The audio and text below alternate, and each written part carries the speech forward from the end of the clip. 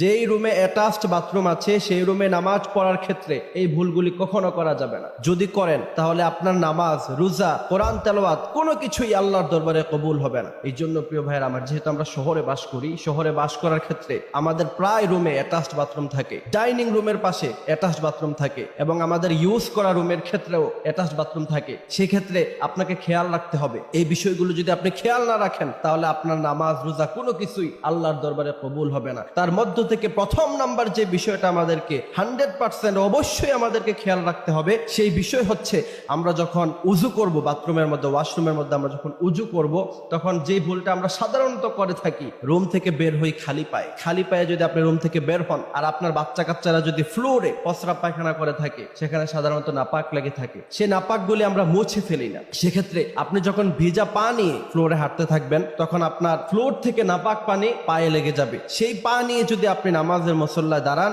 আজীবন নামাজ পড়তে পারবেন, কিন্তু আপনার নামাজ কোনোদিন আল্লাহ সুবহানাহু ওয়া তাআলার দরবারে কবুল হবে না। রাসূল করিম সাল্লাল্লাহু আলাইহি ওয়াসাল্লাম বলেছেন, নামাজ কবুল হওয়ার জন্য পূর্ব শর্ত হলো পবিত্রতা অর্জন করা। রাসূল করিম সাল্লাল্লাহু আলাইহি ওয়াসাল্লাম বলছেন, নামাজের ভিতরে এবং বাহিরে কিছু ফরজ আছে, তার মধ্য থেকে নামাজের বাহিরে অন্যতম ফরজ হলো পবিত্রতা অর্জন করা। আপনি ওয়াশরুম থেকে বের হয়েছেন, আপনি খালি ফ্লোরে পা দিয়েছেন, সেই ফ্লোর থেকে ভিজা লাগার কারণে, আপনার পা তো যেহেতু ভিজা, সেই ভিজা লাগার কারণে যেহেতু আপনার নাপাক লেগে যাবে, নাপাক পানি লেগে যাবে, সেক্ষেত্রে আপনার সেই পা দ্বারা, সেই ওযু দ্বারা কখনো নামাজ কবুল হবে না। সেক্ষেত্রে একটা টেকনিক আপনি অবলম্বন করতে পারেন, সেটা হচ্ছে ওযুর জন্য আলাদা স্যান্ডেল বাসায়, যেটা আমরা ইউজ করি সাধারণত, আলেম ওলামাদের বাসায় গেলে দেখবেন ওয়াশরুম থেকে ওযু করার পরে বের হওয়ার পরে তার একটা স্যান্ডেল ইউজ করে। সেই স্যান্ডেলটা অথবা সেই জুতাটা সবসময় পবিত্র থাকে। সেই পবিত্র স্যান্ডেল নিয়ে তারপর আপনি নামাজের মুসল্লায় দাঁড়াতে পারেন। স্যান্ডেলটা খুলে অবশ্যই দাঁড়াতে হবে, মানে যতটুকু আপনি পায়চারি করবেন ততটুকু আপনি ওই স্যান্ডেলটা পরিধান করবেন।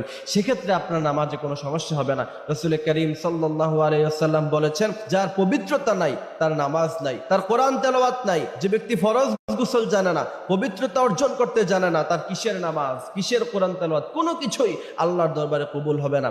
আল্লাহ সুবহানাহু ওয়া তাআলা বলছেন, ফীহি রিজালু ইউহিব্বুন আইয়াতাতাহহারু ওয়াল্লাহু ইউহিব্বুল মুত্তাহহিরিন। যে ব্যক্তি পবিত্রতা অর্জন করলো, সবসময় পাক পবিত্র থাকলো, ওয়াল্লাহু ইউহিব্বুল মুত্তাহহিরিন, আল্লাহ বলছেন আমি আল্লাহ পাক তাকে সবচেয়ে বেশি ভালোবাসি। আল্লাহ সুবহানাহু ওয়া তাআলা দুই ধরনের মানুষদেরকে সবচেয়ে বেশি ভালোবাসে। প্রথম নাম্বার হলো ইন্নাল্লাহা ইউহিব্বুত তাওয়াবিন, যারা তাওবা করে, গুনাহ করে ফেলছেন, হতাশ হওয়ার কোনো বিষয় নাই।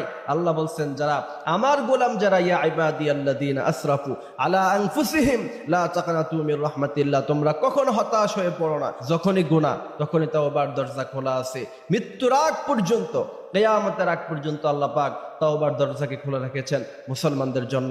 এই জন্য যখনই গুনাহ করব তখনই তাওবা, আর যখনই অপবিত্র হব ওয়া ইউহিব্বুল মুতাতাহহিরিন, সাথে সাথে পবিত্রতা অর্জন করব। এই দুইটি কাজ করতে পারলে আল্লাহ সুবহানাহু ওয়া তাআলা আমাদেরকে সবচেয়ে বেশি ভালোবাসবেন। তারপরে যাদের অ্যাটাচ বাথরুম আছে, দরজা সবসময় নক করে রাখতে হবে।